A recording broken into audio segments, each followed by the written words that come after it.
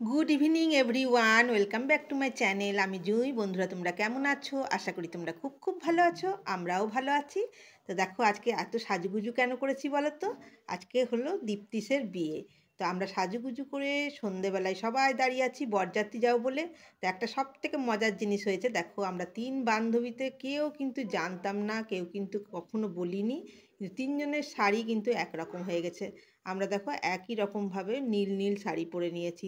মানে মনের মিল থাকলে কতটা মানে আনন্দ হয়। তো এদিকে এরা দেখো আর একটা বৌদি, আর এদিকে আর একটা বান্ধবী, সবাই কিন্তু আমরা সাজুগুজু করে দাঁড়িয়ে আছি। আমাদের গাড়ি এলেই আমরা বেরিয়ে পড়বো। আমরা দেখো সবাই সাজুগুজু করে অপেক্ষা করছি। এখানে সবাই এখন এসে পৌঁছায়নি, একত্রিত হব, তবেই আমরা কিন্তু বরযাত্রী বেরিয়ে পড়বো। একটু সময় আছে, তাই আমরা ভিডিও বানাচ্ছি, রিলস বানাচ্ছি। দেখো আমরা দুই বান্ধবী মিলে কি সুন্দর পোজ দিয়ে ফটোটা তুললাম।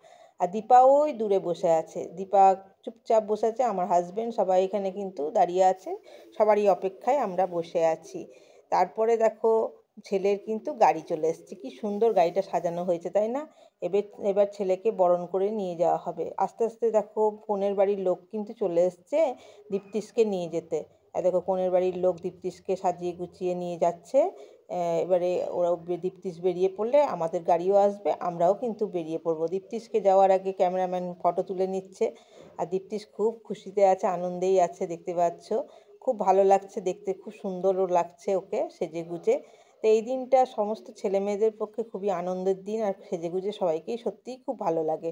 তারপরে দেখো আস্তে আস্তে দীপা, মনিকা, এদিকে দিদিভাইকেও দেখো কি সুন্দর লাগছে, নাকে একটা কি সুন্দর নথ পড়েছে। দাদাভাইকেও বেশ ভালো লাগছে। সবাই সেজে গুজে আমরা তৈরি। এদিকে নিত বড় দেখো সেজে গুজে তৈরি হয়ে গেছে। নিত বরটাও খুব কিউট ছিল, তাই না? খুবই মিষ্টি দেখতে। নিত বরকেও সাজিয়ে দেওয়া হয়েছে। তারপরে দেখো আমাদের গাড়ি চলে আসছে। আমরা গাড়ির উপরে চেপে বসেছি। আমি আর মনিকা পাশাপাশি বসেছিলাম। ছোট্ট একটা বাস ছিল। আর আমার ছেলে ওর বান্ধবী মানে বন্ধুর পাশে বসেছে, দীপা আর এক বান্ধবীর পাশে বসে পড়েছে। সবাই মিলে আমরা যাচ্ছি বরযাত্রী। খুব আনন্দ করতে করতে বরযাত্রী যাচ্ছিলাম, গান করেছি। তারপরে নাচ করবার খুব ইচ্ছা ছিল, কিন্তু নাচ করতে পারিনি যেহেতু বাসটা ছোট ছিল। আমরা কিন্তু বসে বসেই নাচ করেছি। এই করতে করতেই আমরা কিন্তু বরযাত্রীর পথে বেরিয়ে পড়লাম। দাদাভাই দেখো সামনে ছিল। আমি সবাইকে অবশ্য দেখিয়ে দিচ্ছি, দেখতে পাচ্ছ। এই গাড়িতে যতজন ছিলাম আরও কিন্তু পিছনে গাড়ি ছিল, সেই গাড়িতেও অনেকেই ছিল।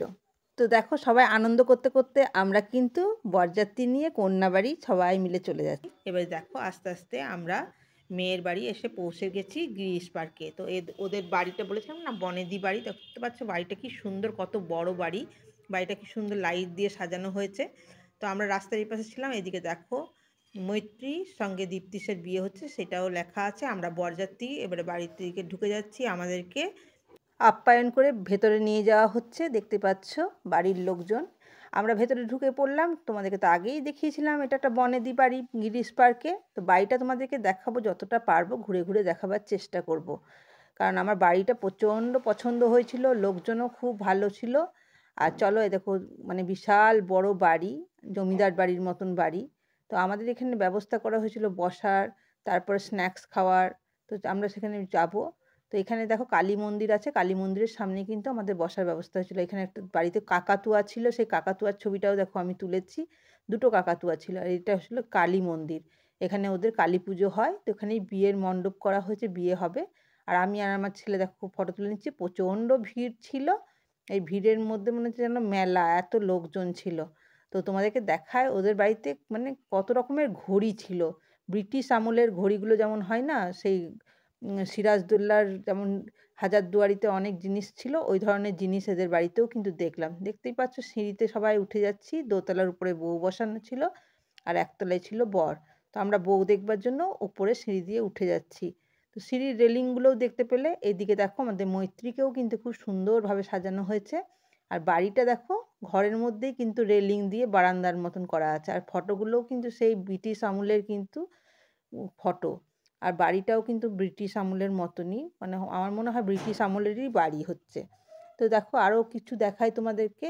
এইগুলো না দেখতে পাবে তোমরা যদি হাজারদুয়ারি যাই।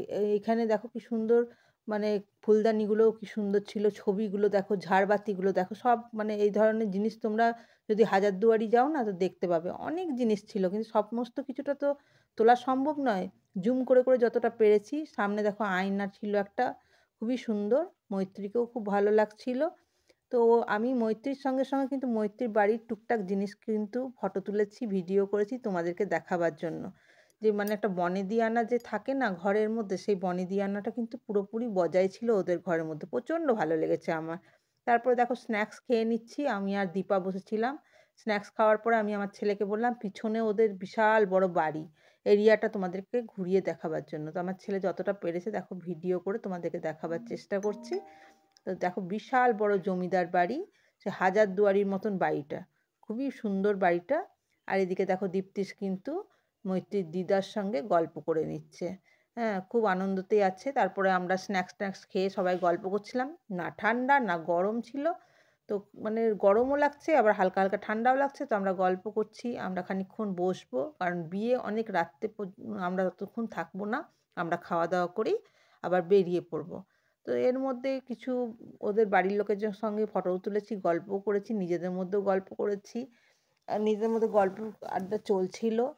ওদের সামনেই বসে আছে মৈত্রীর বাবা।